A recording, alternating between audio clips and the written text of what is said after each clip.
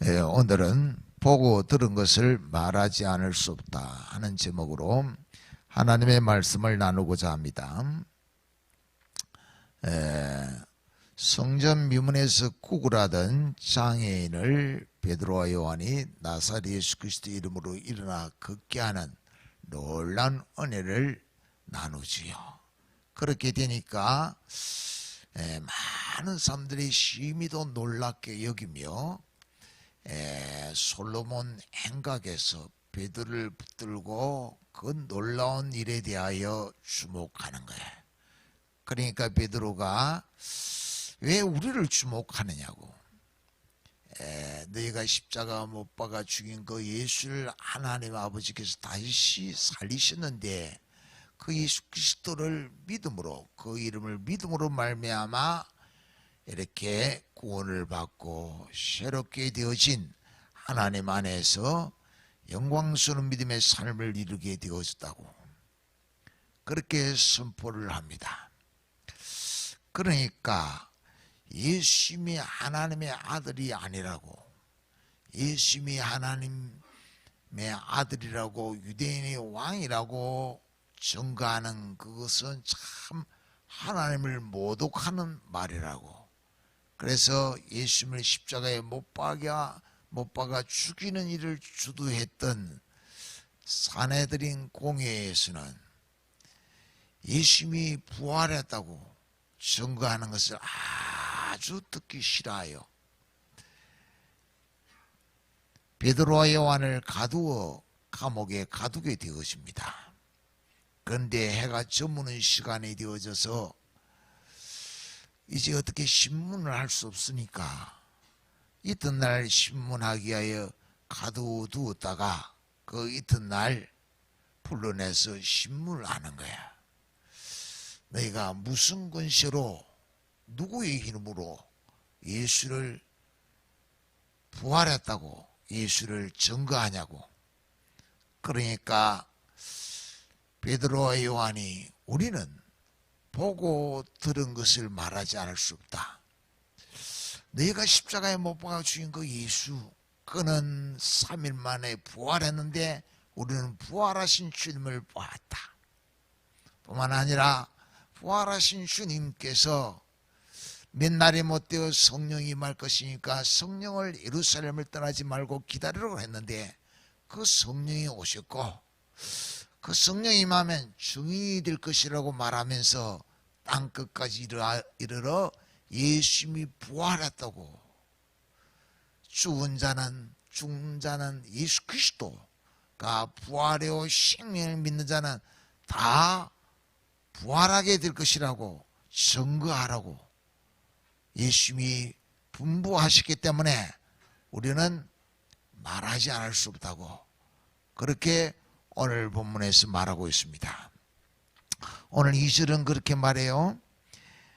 예수 안에 죽은 자의 부활이 있다고 백성을 가르치고 전함을 싫어하여. 여러분, 예수님을 십자가에 못 박아 죽였어요. 하나님이 삶 만에 다시 살리셨어요. 살리신 예수님이 제자들을 일일이 찾아오면서 제자들과 음식을 나누고 부활이 있음을 쭉 가르쳐 주었어요. 그래서 제자들은 예수님이 성경대로 오시고 성경대로 죽으시고 성경대로 부활하신 것을 확신하게 되어져요. 그런 가운데 예수님이 성천하십니다. 성천하시기 전에 성령이 임하면 너희가 권능을 받고 땅끝까지 이르러 증인이 될 것이라고. 그래서 성령을 기다렸는데 성령이 오셨어요. 성령이 오셔서 성경이 열리게 해요. 성경대로 예수님이 십자가에 죽으시고 우리 죄를 다 담당하시고 성경대로 부활하셨구나. 그리고 부활하신 주님이 보내신 성령이 우리 가운데 임하여 성령의 말하게 하심을 따라 예수를 증거하니까 이렇게 나면서부터 걷지 못하는 자가 걷는 놀라운 일이 일어나는구나 하고 이 일을 증거하는데, 이 일을 증거하는 일을 사내들인 공예, 대제사장들과 사두개인들, 서기관들이 자기들의 죄를 지적하는 것이니까 듣기 싫어요. 그래, 참 우리가 사실을 말하는 그래요. 듣기 싫다고 하나님이 하신 일을 막을 수 있는 게 아니거든요. 듣기 싫다고 왜 하나님의 아들 예수님을 십자가에 못 박아 죽였냐고. 그는 부활하셔서 친히 하나님의 아들이심을 증거한다고. 부활하신 예수님이 성천하셔서 성령이 오셔서 그 성령으로 우리가 예수를 증거한다고. 듣기 싫을 일이 아니라 회개하고 예수를 믿어야 할 일인데 왜 듣기 싫어하냐고. 베드로와 요한은 이 사내들인 공회에서 신문을 받으면서 그렇게 말하고 있는 거예요. 로마서 1장 4절을 읽어보겠습니다. 시작. 성결의 영으로는 죽은 자들 가운데서 부활하사 능력으로 하나님의 아들로 선포되었으니 곧 우리 주 예수 그리스도시라. 성결의 영, 성령이 오셔서 예수님이 하나님의 아들이라고, 예수님이 그리스도라고, 예수님이 구원자라고, 예수님이 죽었다가 3일 만에 부활한 것처럼 예수를 믿는 자는 영생의 부활로 부활하게 될 것이라고, 죽은 자의 부활이 있다고 외치고 있는 거예요. 그러니까 왜 그걸 전하느냐고, 왜 가르치냐고, 자기들이 싫다고 베드로와 요한을 가두었다가 신문을 하고 있는 거예요. 여러분, 내가 싫다고 다 그것이 아닌 것이 아닙니다. 사람들이 대부분 만나보면 그래요. 나이를 들어가는 걸 다 싫어해요. 그래서 나이 몇이냐고 묻는 걸 싫어하지요. 사람들이 있죠. 자기의 잘못을 지적하는 것을 싫어해요. 칭찬받기를 훨씬 좋아하는 것 같아요. 그런데 분명한 것은 싫어한다고 될 일이 아니다 하는 거예요. 회개하고 예수를 믿어야 예수 안에 죽지 않고 영생하는 부활이 있는 거야. 예수 안에 영원한 산 소망이 있는 거야.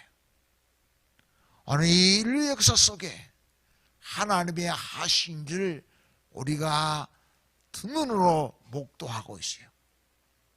부활하신 예수님을 만나고서 이 인류 세계사가 어떻게 흘러왔는지, 곧 예수님이 부활했다고 하는 이 말을 듣기 싫어하는 세력들은 끊임없이 교회를 박해해왔고, 부활하신 예수님을 만난 이들은 목숨을 걸고 왜 죽어도 살고 영원히 사는 것이기 때문에, 산 소망이기 때문에, 봄이 오면 대지를 뚫고 식물들이 막 뚫고 나오는 것처럼 부활하신 예수님을 만난 이들은 죽어도 살고 영원히 사는 것이기 때문에, 그것을 믿기 때문에 어떤 박해와 협박 속에서도 믿음을 포기하지 아니하고 믿음을 지키는 거예요. 로마서 8장 17은 거예요. 예수 이름을 믿는 자, 그는 그의 영은 이미 살아있는 것이라고. 그리스도의 영이 그 안에 거하는 자는 죽을 몸도 예수님 다시 오실 때 다시 살게 될 것이라고. 여러분, 오늘 우리는 부활의 주님을 만남으로 우리 속에 우리의 영이 살아있음을 믿습니다. 우리는 이제 산 소망을 가지게 돼요. 죽어도 살고 영원히 산다고 하는 산 소망을 가지게 되어지는 거예요. 그래서 전번에도 이야기했습니다만, 교인들은 장례식을 이루면서 장송곡을 부릅니다. 무덤 앞에서, 하장막 앞에서 거기 못 가둔다고. 예수 다시 사셨다고. 사셨네, 사셨네. 예수 다시 사셨네. 부활하신 주님을 만난 자만이 부를 수 있는 찬송입니다. 부활하신 예수님을 만난 자만이 확신하는 믿음입니다. 부활하신 자를 만난 자만이 누리는 천국의 산 소망인 줄 믿으시기를 축원합니다. 사두개인들, 바리새인들, 대지상들, 그 사내들인의 공회원들은 사도들을 불러다가 말합니다. 6절 7절에 보면 대제사장 안나사와 가야바와 요한과 알렉산더와 및 대제사장의 문중이 다 참여하여 사도들을 가운데 세우고 묻되 너희가 무슨 권세와 누구의 이름으로 이 일을 행하였느냐? 권세를 가지고 누구 허락받고 예수가 부활했다고 전하냐고. 우리가 잘 아는 대로 바울이 교인회를 참배하려고 대제사장에 가서 공문을 받아가지고 가지요. 그 사내들인에서 잡아 가두어도 좋다 하는 공문을 받아가지고 가는 거예요. 그런 것처럼 이 사내들인이 모여가지고 누구의 허락을 받고 예수 부활했다고 증거하냐고. 그러니까 우리는 보고 들은 일에 말하지 않을 수 없다고. 부활하신 주님이 증거하라고 하셨다고 말하며 8절 9절에 그래요. 이에 베드로가 성령이 충만하여 이르되 백성의 관리들과 장로들아 만일 병자에게 행한 착한 일에 대하여 이 사람이 어떻게 구원을 받았냐고 오늘 우리에게 질문한다면 이 남에서부터 걷지 못한 자가 어떻게 걷게 되었냐고 물어본다면 이 남에서부터 걷지 못한 자가 어떻게 해서 새롭게 된 새로운 삶을 사냐고 물어본다면 너희가 십자가에 못 박아 죽인 그 예수가 하나님 아버지께서 3일 만에 다시 살리셨는데 그 부활요 생명이신 예수를 믿고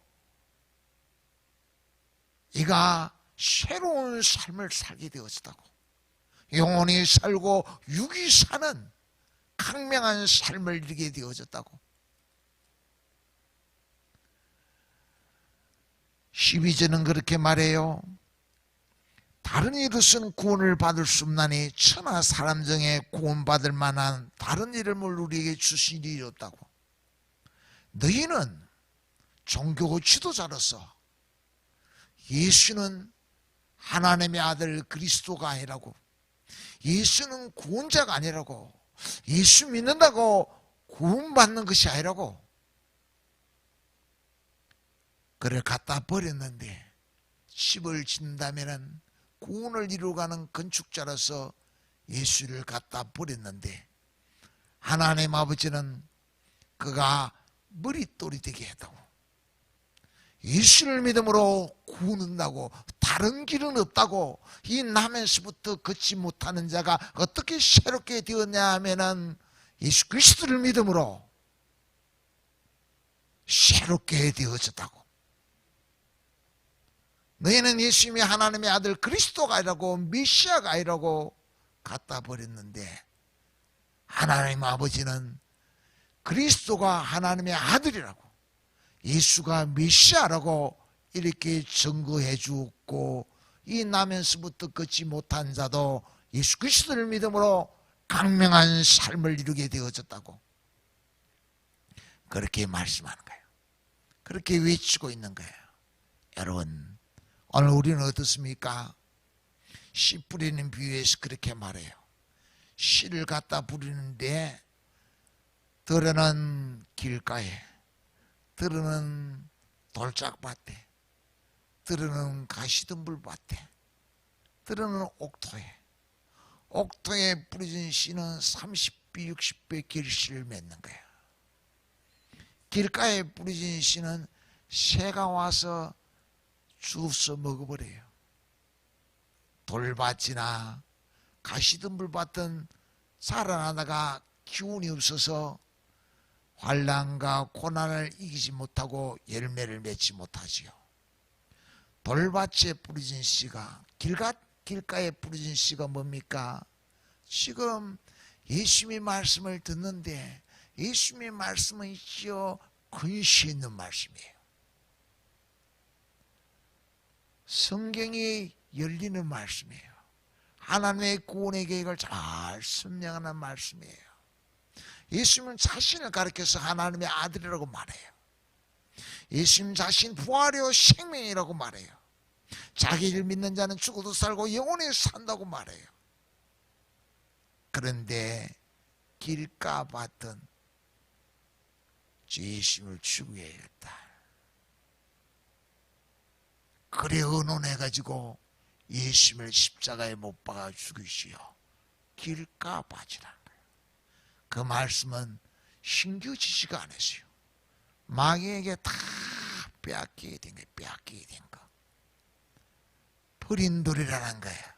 우리가 정말 예수님 주는 부활의 생명을 누리는 30배, 60배, 100배의 복을 누리는 자가 되기 위해서는 어떻게 됩니까? 그 말씀이 우리의 혼과 영과 간절과 골수를 쪼개며 마음의 생각과 뜻을 감찰하면서 회개하게 합니다. 복음을 받아들이게 합니다. 그러면서 뭐예요? 부활의 산 소망을 누리게 합니다. 천국을 누리게 합니다. 죽음을 이기게 합니다. 죄와 사망을 이기게 합니다. 참된 누구도 빼앗아갈 수 있는 부활의 신앙으로 충만해서 천국의 소망을 누리는 거예요. 죽음이 두렵지 않은 거예요. 어떤 고난과 환난이 찾아와도 흔들림 없이 좁은 길을 갈 수 있는 거예요. 우리의 신겨짐은 있지요. 30배, 60배, 100배의 열매를 맺어요. 여러분, 베드로 요한의 심령에 이 부활의 주님 복음이 심겨진 거예요. 그래서 가장 세상에서 보면 낮은 자예요. 나면서부터 걷지 못한 자니까. 성전 미문에서 매국을 하는 자니까. 그런데 은과 금은 없거니와 곧 나사렛 예수 그리스도 이름으로 일어나 걸으라고 베드로에게는 어떤 의미에서 있죠. 보리떡 5개와 물고기 2마리도 없어요. 은과 금이 없어요. 그러나 부활의 주님을 만난 확신 신앙 말씀이 있어요. 그거 가지고 나면서부터 걷지 못한 자를 향하여 축복합니다. 나눠줍니다. 그는 새로운 삶을 살게 되어져요. 오늘 우리가 부활의 주님으로 우리가 충만하면 예수를 나누어 줄 수가 있어요.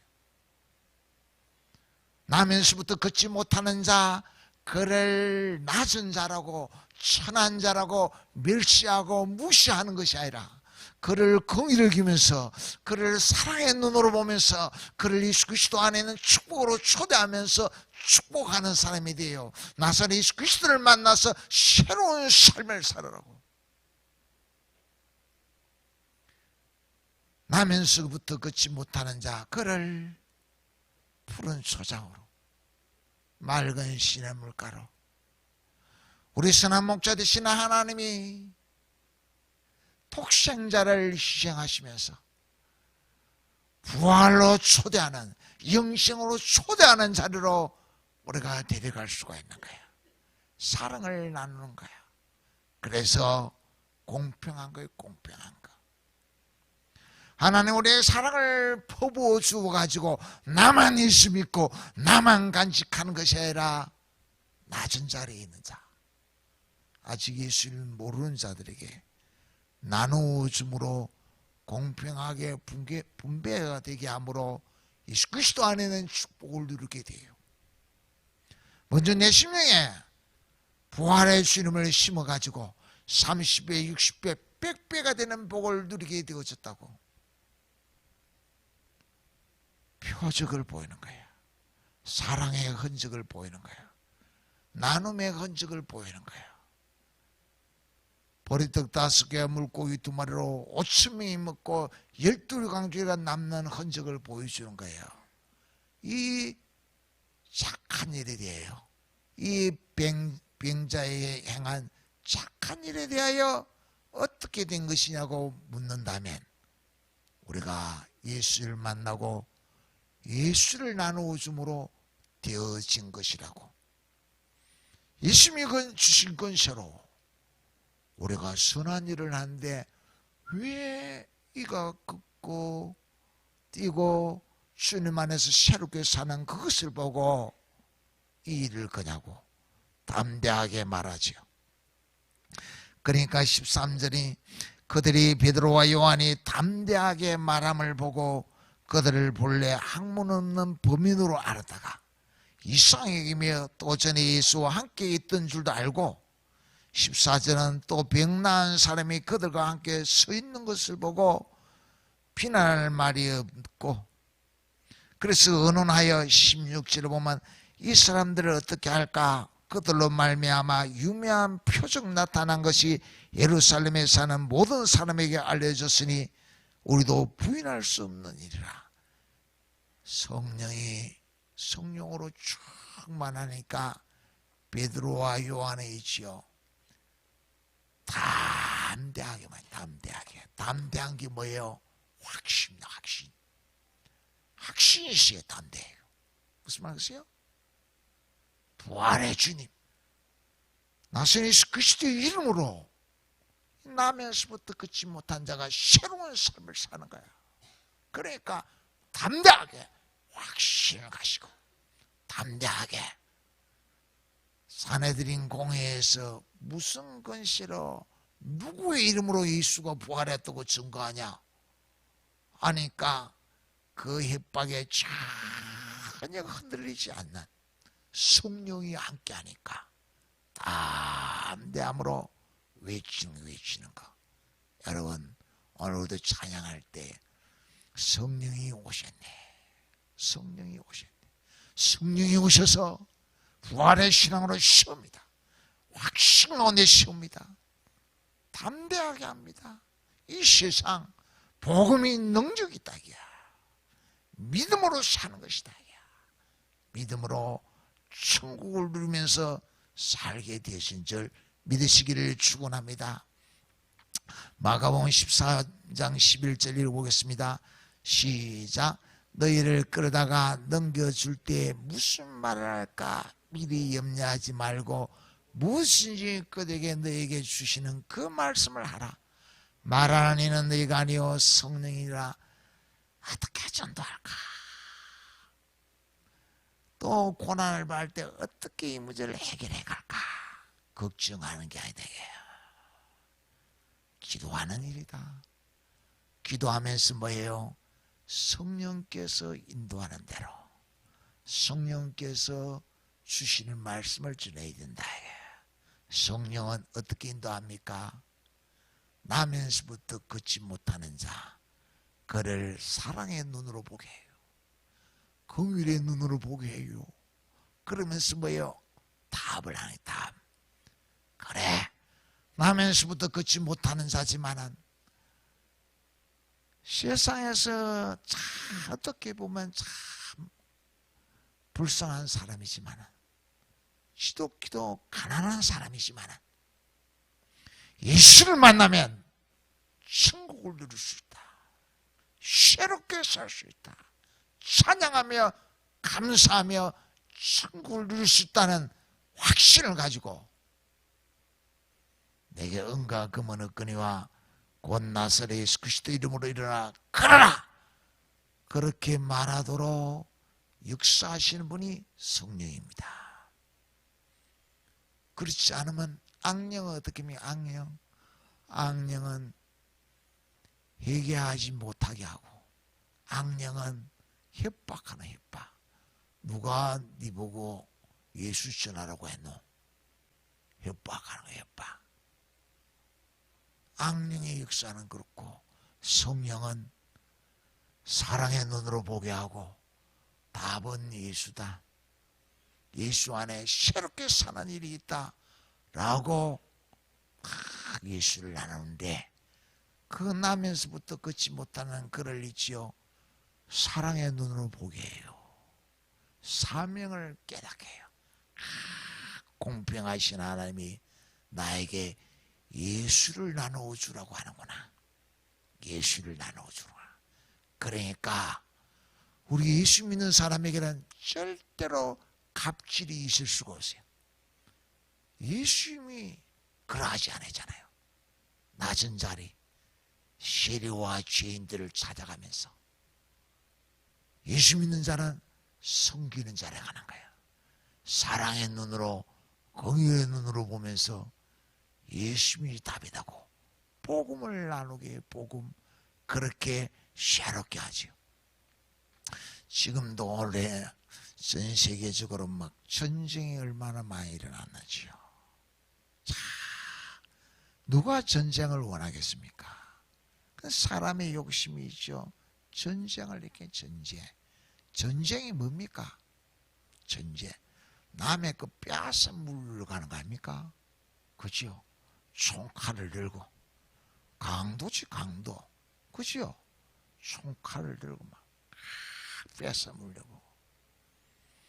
그런데 이번에 보니까 우크라이나 전쟁에 그 솔라무 집사라는 분이 폴란드하고 우크라이나 국경에 아주 그분이 미국 시민권이 있어요.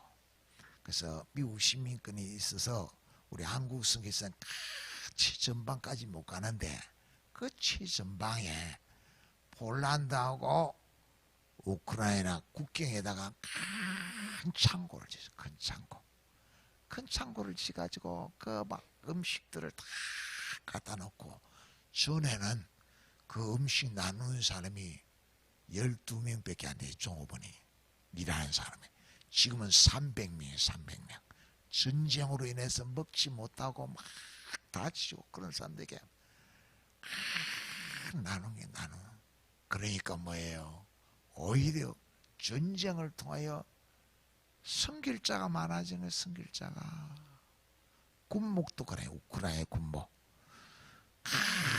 전쟁에 막 어떻게 될지 모르는 그게 군목들이 하는 이야기가 부활하신 예수님을 전함으로 그 피비린내 나는 전쟁터에서 위로받고 천국의 소망을 누리고 구원의 확신을 가지고 하루하루 산다 이거예요. 그래서 정말 새롭게 하는 일, 전쟁 통해 영혼을 살리는 일이 불같이 일어난다. 많은 영혼의 구원을 받는다. 여러분, 사랑의 눈은 있지요. 낮은 곳으로 향하는 거예요. 고통이 있는 자리. 답을 가지게 하는 게 예수를 나눔으로 누가 성령이 우리 가운데 그렇게 일하신 줄 믿으시기를 축원합니다. 누가 무슨 권세로 예수가 부활했다고 전하냐? 예수의 이름으로 아무 말도 하지 마라. 아무 말도 하지 마라. 그러니까 19절에 보면 그래요. 베드로와 요한이 대답하여 이르되 하나님 앞에서 너희 말 듣는 것이 하나님의 말씀 듣는가 보다 옳은가 판단하라.